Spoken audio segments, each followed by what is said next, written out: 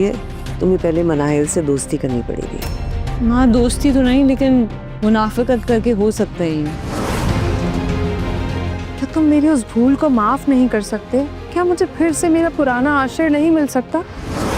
नाज़रीन, आप देखेंगे कि मनाहिल अब बात समझ चुकी है कि इस घर में उसका अब गुजारा नहीं है, क्योंकि जो उसने इतनी बड़ी हरकत की है, बतूल के ख़िलाफ़ जो तस्वीरें बनाई हैं और हाशिर ने देखी हैं, इस वजह से वो हाशिर के दिल में से तो उतर चुकी है। इसीलिए अब वो नया प्लान बना रही है कि मैं ऐसा करूं कि मुझे हाशिर इस घर से मत निकाले। इसीलिए तो वो सरवत बेगम को भी अपने साथ मिलाना चाहती है, ताकि सरवत बेगम अगर उसका साथ देंगी तो इस तरह तो वो इस घर में रह सकती है। इसीलिए वो सरवत बेगम के लिए खाना लेकर जाती है और उसे कहती है कि आंटी, आज से आप मेरी माँ हैं। मैं आपको एक बात बताना चाहती हूँ, मेरी माँ मुझे बचपन में ही छोड़कर चली गई थी, यानी कि फ़ौत हो गई थी।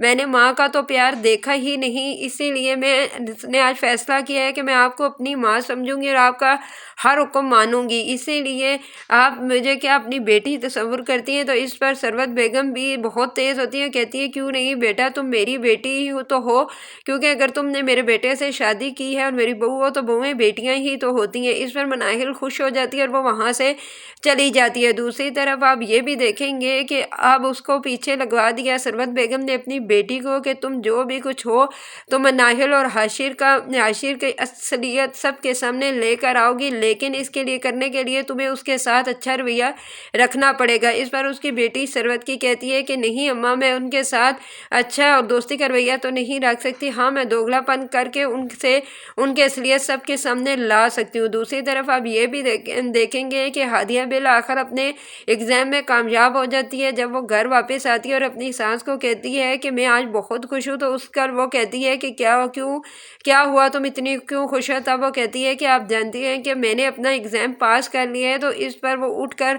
खड़ी हो जाती हैं और हादिया को गले लगा लेती हैं और कहती हैं कि हादिया बेटा, मुझे तुम पर पूरा यकीन था कि तुम एक दिन कामयाब ज़रूर होगी। इस पर वो कहती है कि आंटी, ये सब कुछ आपकी वजह से हुआ, अगर आप ना होती तो